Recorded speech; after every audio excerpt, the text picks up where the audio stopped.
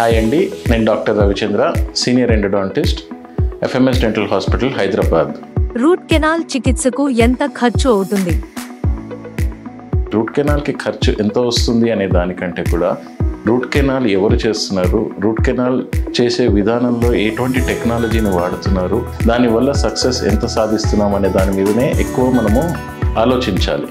అయితే మీరు అడిగిన ప్రశ్నకు నేను సమాధానం చెప్తాను. రూట్ కెనాల్కి వచ్చే ఖర్చు 6,000 నుంచి 15,000 రూపాయల వరకు అవుతుంది. ఇది ఎందుకు మారుతుంది అని అంటే, పేషెంట్ మా వద్దకు వచ్చినప్పుడు రూట్ కెనాల్ ట్రీట్మెంట్ జరగడానికి ముందు క్లినికల్ అసెస్మెంట్ అనేది చేస్తాం. ఈ క్లినికల్ అసెస్మెంట్లో ఎన్ని రూట్ కెనాల్స్ ఉన్నాయి, ఎంత ఇన్ఫెక్షన్ ఉన్నది, ఎంతవరకు పన్ను డ్యామేజ్ అయింది, ఇదర్ ఫ్రాక్చర్ వల్ల కానీ లేకపోతే పుచ్చు వల్ల కానీ ఎంత డ్యామేజ్ అయినదని చూసుకొని దాన్ని బట్టి వాళ్ళకి మనము వివరిస్తాము. దీనికి రూట్ కెనాల్ ట్రీట్మెంట్తో పాటు అదనంగా పోస్ట్ కోర్ ట్రీట్మెంట్ చేయాల్సి వస్తుందా, లేకపోతే ఏదైనా గమ్ ట్రీట్మెంట్ చేయవలసి వస్తుందా, ఇన్ఫెక్షన్ వల్ల ఏదైనా చిన్న సర్జికల్ ప్రొసీజర్ చేయవలసి వస్తుందా అని. దీని బేసిస్ మీద కూడా ట్రీట్మెంట్ కాస్ట్ ఒకటి మారుతూ ఉంటుంది. రూట్ కెనాల్ చికిత్సను ఏ డెంటల్ స్పెషలిస్ట్ బాగా చేయగలుగుతారు? రూట్ కెనాల్ ట్రీట్మెంట్ ఒక జనరల్ డెంటిస్ట్ చేస్తారు, రూట్ కెనాల్ ట్రీట్మెంట్ ఒక సర్టిఫైడ్ స్పెషలిస్ట్ చేస్తారు. సో సర్టిఫైడ్ స్పెషలిస్ట్ చేస్తున్నప్పుడు వాళ్ళకు ఉన్న నైపుణ్యతతోటి తప్పకుండా సక్సెస్ అనేది మీకు ఎక్కువ ఉంటుంది. సో అందుకని రూట్ కెనాల్ కాస్ట్ కూడా మీకు మారుతూ ఉంటుంది. సిబిసిటి, మైక్రోస్కోప్ మరియు లేజర్ ఉపయోగించడం వల్ల రూట్ కెనాల్ చికిత్స ఖర్చు పెరుగుతుందా?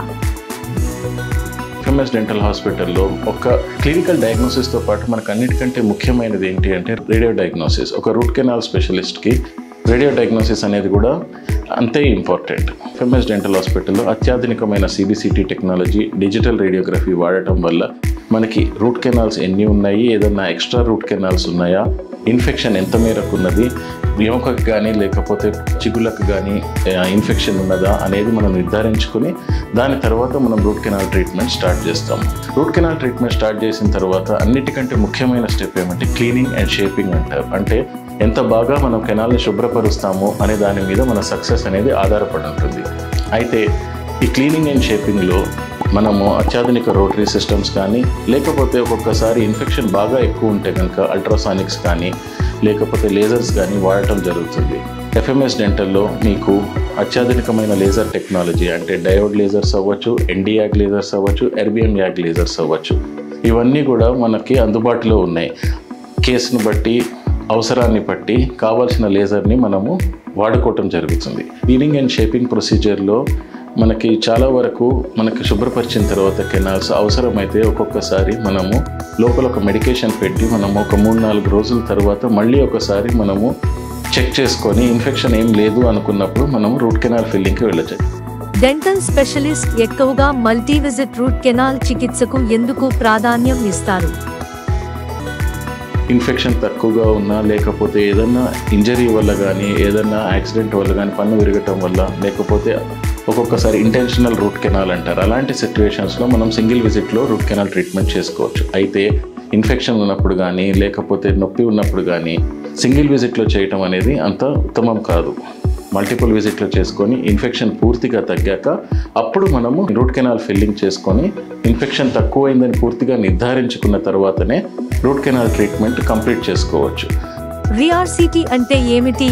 రీఆర్సిటీ చేయడం వల్ల ఖర్చు పెరుగుతుందా?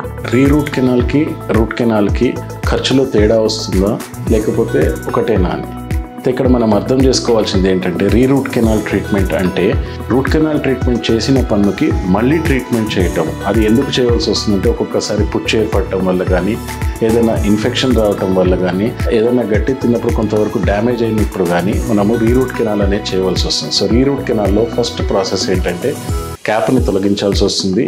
క్యాప్ని తొలగించాక అది వరకు చేసిన రూట్ కెనాల్ ఫిల్లింగ్ మెటీరియల్ అంతా బయటికి తీసి ఇన్ఫెక్షన్ అంతా మళ్ళీ క్లియర్ చేసి ఒక్కొక్కసారి అవసరం ఉంటే అడిషనల్గా సిబిసిటీ స్కాన్ తీసుకోవాల్సిన అవసరం ఉంటుంది. సిబిసిటీ స్కాన్ ఎందుకు తీసుకుంటామంటే ఒకవేళ ఏదైనా కెనాల్ మిస్ అయినా లేకపోతే ఏదైనా అనటామికల్ వేరియేషన్స్ అంటే ఏదైనా మార్పులు ఉన్నా దానివల్ల ట్రీట్మెంట్ ఫెయిల్ అయిందని మనం నిర్ధారించుకొని దాని ప్రకారం ఆ ఎక్స్ట్రా కెనాల్స్ని లొకేట్ చేసి వాటిని ట్రీట్మెంట్ చేయటము అది కాకుండా ఒక్కొక్కసారి ఇన్ఫెక్షన్ బాగా స్టబ్బన్గా ఉంటే అట్లాంటి ఇన్ఫెక్షన్ని హీల్ చేయడానికి అవసరం ఉంటే లేజర్ని కానీ అల్ట్రాసానిక్స్ని కానీ ఇటువంటి పరికరాలని వాడి ఇన్ఫెక్షన్ పూర్తిగా తగ్గింది అని నిర్ధారించుకున్న తర్వాత రూట్ కెనాల్ ఫిల్లింగ్ అనేది చేయడం జరుగుతుంది. రూట్ కెనాల్ ఫిల్లింగ్ చేశాక మళ్ళీ పోస్ట్ ఎండోడాంటిక్ ఫిల్లింగ్ అనేది చేసి మళ్ళీ క్యాప్ పెట్టడం జరుగుతుంది. సో ఇది almost it is like double process of a conventional root canal.